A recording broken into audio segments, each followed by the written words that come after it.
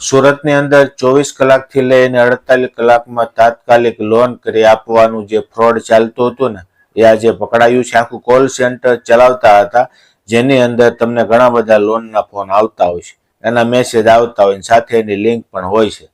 કાયદેસર આવી રીતે લોનના નામે ફ્રોડ કરતા હતા. તમારી પાસેથી ડિટેલ મોકલે, લિંક મોકલી અને તમારે ફોર્મ ભરવાનું હોય. ઘણી બધી રીતે આ લોકો સાયબર ફ્રોડ કરતા હતા. તો આજે પકડાઈ ગયા છે. એ સારી વાત છે, પણ આવા ઘણા બધા કોલ સેન્ટરો ફ્રોડ ચાલે છે, ફેક છે. કોઈ કંપનીના હોતા નથી કે લોન આપતા નથી. કદાચ લોન આપે ને તો 2-3 હજારની લોન આપે, એના બદલામાં તમારી પાસેથી 10,000 વસૂલ કરે.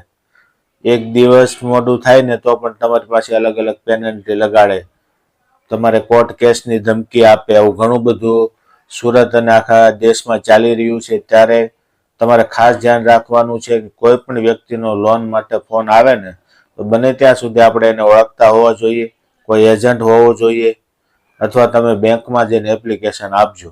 બાકી આવા કોઈ પણ ફોન ઉપર વિશ્વાસ કરતા નહીં. જે તમને એપ્લિકેશન ડાઉનલોડ કરાવે કે લિંક ઉપર ક્લિક કરાવશે ને તો લોન પણ નહીં થાય ને તમારો ફોન પણ હેક થઈ જશે.